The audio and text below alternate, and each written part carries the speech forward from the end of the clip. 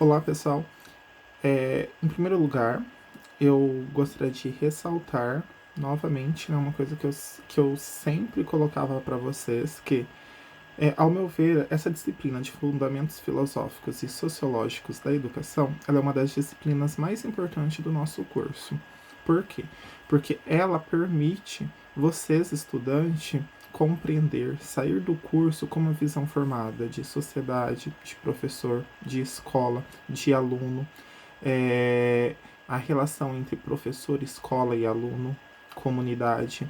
Então, assim, em um mundo em que nós temos é, tantas, né, que está em constante transformação, tanto tecnológica como econômica, em um mundo em que a gente tem um avanço muito grande no campo tecnológico, no campo econômico. Só que em outro ponto, a gente tem o que? A gente tem uma população que carece de acesso aos serviços públicos, né? Há uma desigualdade muito grande. Então, vocês tendo essa compreensão do papel da escola, do papel do professor, é, o que é o aluno, qual a função da escola, qual a função do professor, são aspectos que permearão a prática pedagógica de vocês ao longo de toda a vida e que com certeza influenciará na vida de muitos alunos. Bom, como um dos primeiros conteúdos que a gente tratou, eu fiz um resgate histórico da filosofia, né, para que a gente possa então abordar a filosofia moderna com um dos principais representantes, que é João Amós Comênios. Vamos começar então fazendo esse resgate histórico da disciplina. Eu coloquei lá, eu tenho um material aí de apoio, né, que eu distribuí para vocês, que eu disponibilizei para vocês, na verdade. Então, nós vimos que a filosofia, ela surgiu em um determinado momento que o ser humano passou de atribuir a sua existência e a existência do mundo aos deuses e começou a buscar o quê? Começou a buscar uma explicação lógica, uma explicação racional. Esses primeiros filósofos, né, da filosofia antiga, eles são chamados então filósofos da natureza. Por quê? Porque eles buscam o porquê da existência do mundo, tá? Então eles buscavam atribuir essa existência a um único elemento que chamavam de arquê, tá? Então nós temos ali como principais representantes Tales de Mileto, que na verdade ele buscava atribuir à água a existência, esse elemento, né, o arquê. Anaximandro de Mileto, que buscava a matéria infinita, o Hyperon. Nós temos Anaximenes de Mileto, que o ar. Heráclito de Éfeso, que é o fogo.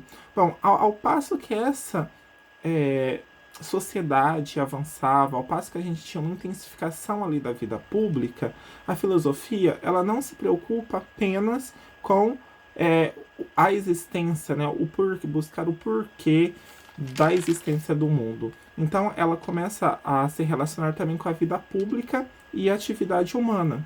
Então, nesse mesmo período, a gente tem Sócrates, que lança lá a filosofia do diálogo, né, que é a maiêutica. E nós temos Aristóteles, que busca a causalidade das coisas. E nós temos os sofistas também, que buscavam passar ensinamentos, né? Os primeiros sábios, na verdade. São aqui como sofistas que surgem, então, a figura de professor. Não tal qual a gente tem atualmente, mas é com os sofistas que, na verdade, são atribuídos como se fossem os primeiros professores da humanidade. Posteriormente, na filosofia antiga, a gente tem a filosofia medieval. A filosofia medieval, também chamada de cristianismo, né? Por quê? Porque a igreja, ela estava muito presente aqui, tá?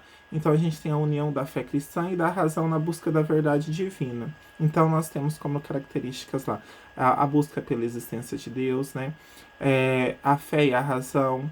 Então se questionava a questão da mortalidade da alma, da salvação, do pecado, da reencarnação divina, tá? Então a igreja aqui, ela era uma reguladora da vida social, uma reguladora da vida, das relações sociais, tá bom? Então nós temos como principais filósofos desse período alguns representantes, principalmente da igreja, né? Então nós temos lá Tomás de Aquino e Santo Agostinho, tá? Que tudo discutindo a questão de Deus, a questão da alma, né? A questão do pecado, a questão da razão, da fé, tá? Porque Santo Agostinho mesmo falava que a fé é diferente da razão, tá? Então o conhecimento de Deus era diferente do conhecimento racional. E posteriormente, nós temos a filosofia renascentista, né? Então ela é ligada ao movimento, né, do Renascimento. Então aqui a gente tinha até então Deus no centro do universo, aqui a gente começa a ter o quê? O homem no centro do universo. Então os filósofos desse movimento, desse período, na verdade, eles opunham-se ao caráter religioso da filosofia medieval, né, que era Deus no centro do universo. Então nós temos aqui como característica um estudo intenso do ser humano, né, a valorização do ser humano. Aqui a gente tem também como representante o Maquiavel, né, que ele escreve sobre a ciência política moderna, ou seja, a relação entre Estado, governo e sociedade, tá?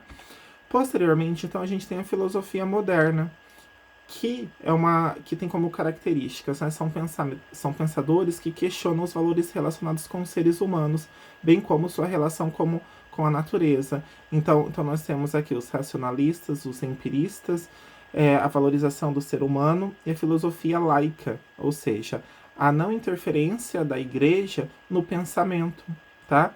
E é desse ponto em diante que a gente vai abordar aqui a nossa disciplina, que nós vamos abordar principalmente, né, João Amos Comênio, que lança as bases do pensamento moderno escolar, tá bom?